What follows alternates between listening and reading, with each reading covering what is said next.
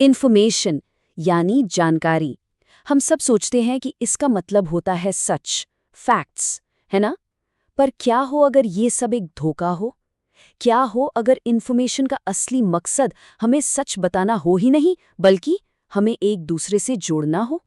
अब देखिए, ये गूगल का मिशन स्टेटमेंट है। दुनिया की सारी इन्फॉर्मेशन को ऑर्गेनाइज करना और उसे सबके लिए यूजफुल बनाना। सुनने में कितना अच्छा लगता है ना?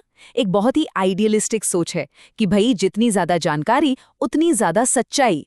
लेकिन क्या वाकई ऐसा है? और यहीं से ना कहानी थोड़ी दिलचस्प हो जाती है। सोचिए, क्या हो अगर इन्फॉर्मेशन के बारे में हमारी पूरी समझ ही गलत हो? क्या हो अगर इसका असली काम सच बताना नहीं बल्कि कुछ और ही हो, कुछ ज्यादा पावरफुल, जैसे कि हकीकत को बनाना, रियलिटी को क्रिएट करना। हाँ, मुझे पता है ये सुनने में एक बहुत बड़ा दावा लग रहा होगा, लेकिन इसका सबूत ना हमारे चारों तरफ है, उन कहानियों में भी जिन्हें हम सच मानकर बैठे हैं। तो चलिए एक ऐसी ही कहानी से शुरू करते हैं। एक हीरो की कहानी जिसके पंख थे। जरा उस सीन को इमेजिन कीजिए। फर्स्ट वर्ल्ड वॉर, गोलियों की बौछार हो रही है, और सबसे बुरी बात, अपने ही लोगों की तरफ से फ्रेंडली फायर हो रहा है। अमेरिकन लॉस बटालियन फंस चुकी है, बचने का कोई रास्ता नहीं, सब खत्म। तभी आती है उनकी आखिरी उम्मीद, एक कबूतर, नाम चेर अमी। उसे गोली लगती है, वो बुरी तरह घायल है, लेकिन वो उड़ता रहता है, मैसेज पहुंचाता है, फायरिंग रुकती है और सैकड़ों जानें बच जाती हैं। वाह, क्या कहानी है हिम्मत और बलिदान की, एकदम परफेक्ट। पर इसमें एक छोटी सी दिक्कत है, ये कहानी सच नहीं है। हाल की रिसर्च बताती है कि जब तक वो मैसेज पहुंचा, फ्रेंडली फायर तो पहले ही रुक चुका था। और तो और, हमें ये भी पक्का नहीं पता कि वो कबूतर सच में चेर अमी था भी या नहीं। तो सवाल ये है कि ये कहानी आज तक इतनी मशहूर क्यों है? क्योंकि इसका मकसद कभी सच बताना था ही नहीं। इसका मकसद था एक उम्मीद जगाना, एक मिथ बनाना जो फौजियों को और देश को एक साथ जोड़ सके। मतलब कहानी सच्चाई से ज्यादा जरूरी हो। और देखिए, चेर अमी की ये कहानी कोई अकेली मिसाल नहीं है।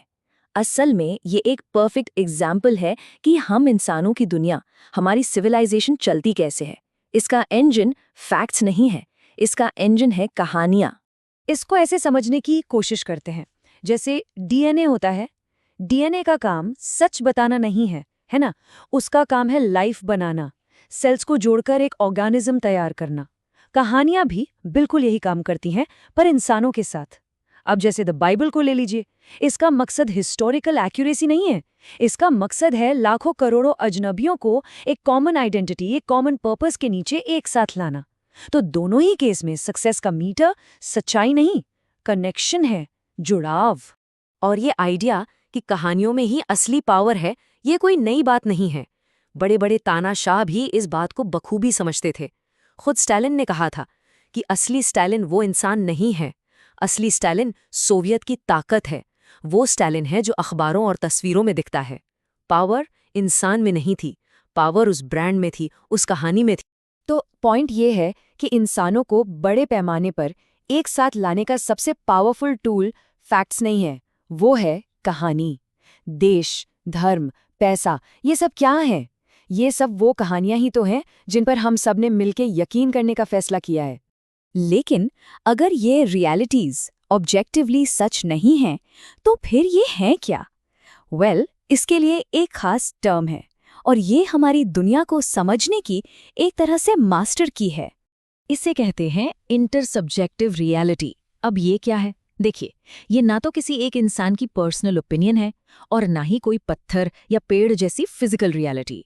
ये एक शेयर्ड बिलीफ है, एक ऐसा नेटवर्क जो लाखों करोड़ों दिमागों को एक साथ जोड़ता है।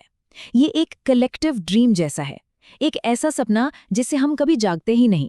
और ऐसा बिल्कुल मत सोचिएगा कि ये कोई हवाई बातें हैं। ये दुनिया की सबसे ताकतवर फोर्सेस हैं, पैसा, कानून, देश, यहाँ तक के ह्यूमन राइट्स भी।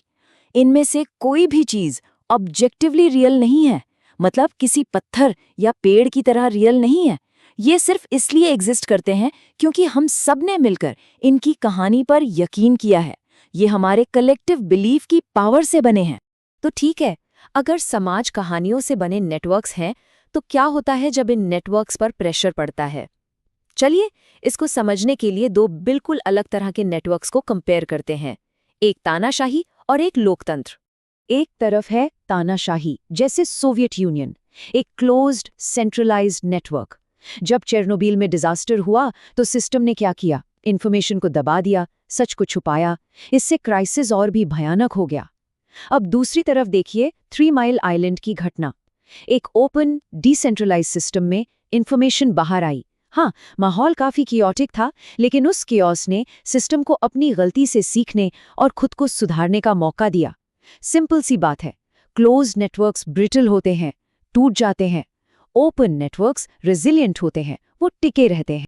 लेकिन अब इस पूरे खेल में, हिस्ट्री के इस गेम में एक नया प्लेयर आ गया है। एक ऐसा प्लेयर जो हमारे बनाए नियमों से नहीं खेलता। और सबसे बड़ी बात, वो प्लेयर इंसान नहीं है। हम इसे आर्टिफिशियल इंटेलिजेंस यानी एआई कहते हैं। लेकिन सच कहूं तो ये शब्द थोड़ा मिसलीडिंग है। ये इसे किसी टूल जैसा दिखाता है। इसे एलियन इंटेलिजेंस की तरह सोचना शायद ज्यादा सही होगा। एक ऐसी इंटेलिजेंस जो इंसानी तजुर्बे से बिल्कुल अलग, बिल्कुल बाहर डेवलप हुई है। ये अलग तरह से सोचती है, अलग तरह से सीखती है, और अब ये हमारी दुनिया में अपनी खुद की कहानियां लिखना शुरू कर रही है। और ये सब बहुत धीरे धीरे हुआ। हमने एल्गोरिदम्स बनाए, फिर हमने उन्हें इंसानी इतिहास का सारा डेटा खिला दिया, हर किताब, हर तस्वीर, हर कॉन्वर्सेशन। और अब वो खुद से सीखकर ऑटोनमस फैसले ले रहे हैं, ऐसे फैसले जो हमारी रियलिटी को शेप कर रहे हैं, भले ही हमें इसका एहसास हो या ना हो। ये सब हमें एक बहुत बहुत बड़े सवाल पर लाकर खड़ा कर देता है। एक ऐसा सवाल जो शायद पूरी इंसानियत का भविष्य तय करेगा। हजारों सालों से जब से इंसान हैं, एक बात कभी नहीं बदली, वो ये कि हम भी कहानीकार थे। We were the story tellers. हमारे भगवान, हमारे देश, हमारे पैसे, सब कुछ हमारे दिमाग की उपज था, हमारी बनाई हुई कहानियां। हम अपनी रियलिटी के ऑथर थे। लेकिन वो दौर अब शायद खत्म हो रहा है, क्योंकि अब एक नॉन ह्यूमन इंटेलिजेंस अपनी कहानियां लिखना शुरू कर चुकी है।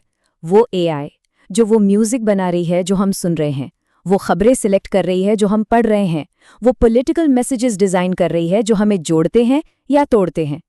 अब हम अकेले ऑथर नहीं रहे। सोचिए, इंसानों की लिखी एक किताब ने दुनिया बदल दी थी। उसने एम्पायर्स खड़े किए और अरबों लोगों की जिंदगी को शेप किया। तो आखिरी और सबसे बड़ा सवाल ये है, क्या होगा जब अगली बाइबल कोई एआई लिखेगा?